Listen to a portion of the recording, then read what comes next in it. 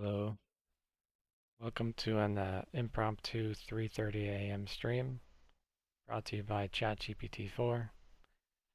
Ironically, what I mean by that is I was just chatting with the program and getting a custom built Python program built up. So that's what I'm here to show because turns out, well, the other video I was doing, the most recent one, I looked at MIDI, mapping each string and fret to MIDI device for guitar. And it worked. I was able to pick up what string and fret and map it and play a MIDI game. But then, um, I was talking with ChatGPT over time, and it turns out I could extend this functionality to include just basic audio interface, guitar to USB, frequency. What I mean by that is there's a downside to MIDI. MIDI, let's say I'm playing two notes. MIDI may only be able to pick up one of those. Like if I have an active sustain from one note and then there's another note I play, or there's some complication like that. But whereas guitar frequency, straight up pitch detection from like a regular, I'm using a Scarlett Solo USB device, and this program, Python, is picking up the USB, and from there I have a terminal printing the pitch, and I'm writing to a JSON each string and fret, pitch, frequency, mapping them. So that's what this program is. It says, welcome to the guitar trainer. Gives me different options. So I'm going to go with the first, map strings and frets. And there's like a whole fretboard. And you'll see I have an empty JSON right here.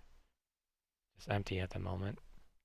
And so this program says play string 1, fret 1. And you see how it has drawn 21 frets, including fret 0, or 6 strings. So I have the guitar, it's just regular, 1.4 TS cable, whatever you call it. Not using the MIDI pickup this time. And I don't have the terminal displayed, but actually, if I could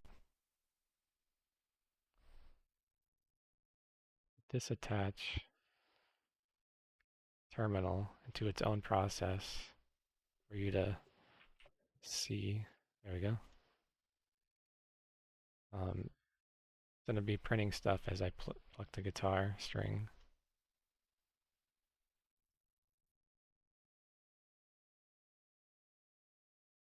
It says play string 1, fret 0. I hit this ready button. Starting pitch detection. And it errored because there's no JSON. Gotta just work with me here. Because still getting this ironed out. But let me just restart the program. You see that the JSON has a value in it now. I just removed the float. Let's try again.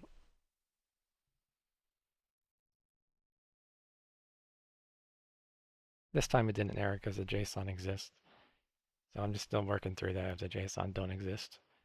But we see that once it went through, let me go through a couple strings and I'll open up that JSON again. But watch the terminal in the meantime. Watch what it's printing. I don't know if it's readable. Let me try to make it more readable, I guess. Let's restart the program. I'm going to open the JSON.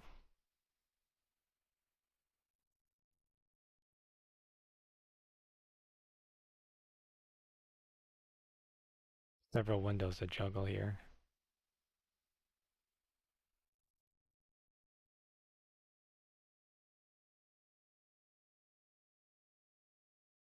On this JSON, So far we have string 1 fret 1.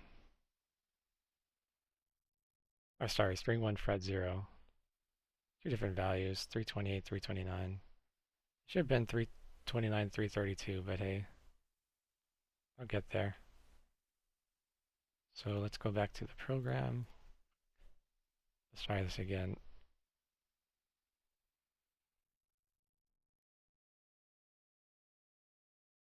Okay. Move the terminal up so you can see it. Let's just keep going several of them. And we'll look at the JSON in a minute.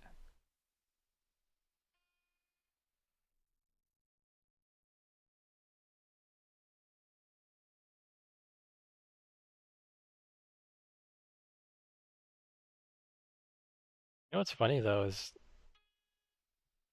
how the song creator, or sorry, the song visualizer program, it's more smooth on my Mac device than my Windows, which I don't understand. On my Mac device, it's seamless, especially since the most recent update. I added asynchronicity task or asynchronous tasks rather than threading. And I think that improved the performance quite a lot. I noticed it while playing with the Mac. And the Mac, I even did a demo of the, um, what was it? Of the MIDI. I did several songs with the MIDI. I did like 3 or 4 songs, and I got a lot of score because the score kept accumulating for each song. But the problem is, somehow, like after so much score, the score just went to 0 and just stopped picking up. But I guess the good news is I still have the JSON to go through, because for that MIDI pickup, I wrote a log. Every note I hit or missed, it's logged whether I hit or miss it.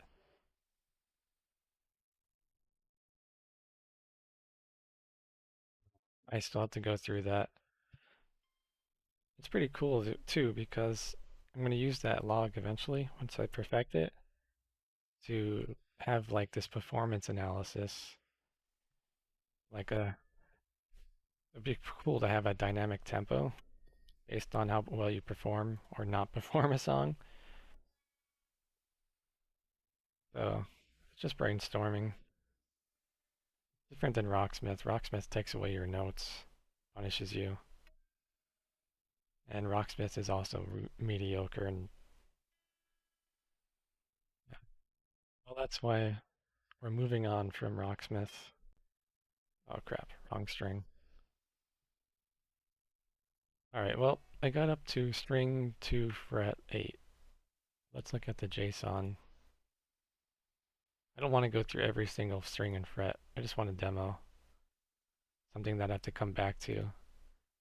So like, I have to come back to the song visualizer and update the song visualizer to use this Pi audio. So that way I could plug in any guitar. Whoops, just do regular outlet rather than needing a MIDI pickup. So let's look at this JSON.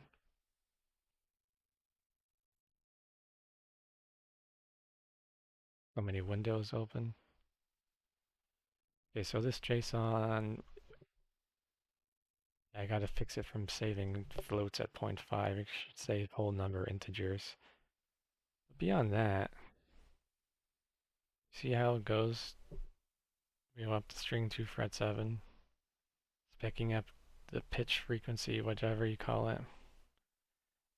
The reason why it has 2 values, I was thinking it should have a min and max. But when we're looking at this, there's only a difference of 1 or 2, but that doesn't make sense. Because if we go back to the terminal, we can see different ranges that range between like 4 or 5 or whatever, rather than 1 or 2. So I just have to tweak the program a bit some more. But I think this is pretty cool where we're at now. Just the idea of it, like this is at the point where Python Pygame is far superior than Rocksmith. This is like they're gonna have the ability to detect what you play, what you miss, what you hit, and I'm gonna log it while we're here. Let me just open that JSON real quick for my previous play data that I haven't looked at yet. Okay, here we go. Oh, that's weird. Only one log saved. Oh, wait, crap. Never mind. I played so I forget. And my streaming habit is I have two computers, one for the song visualizer dedicated to play, and one for streaming.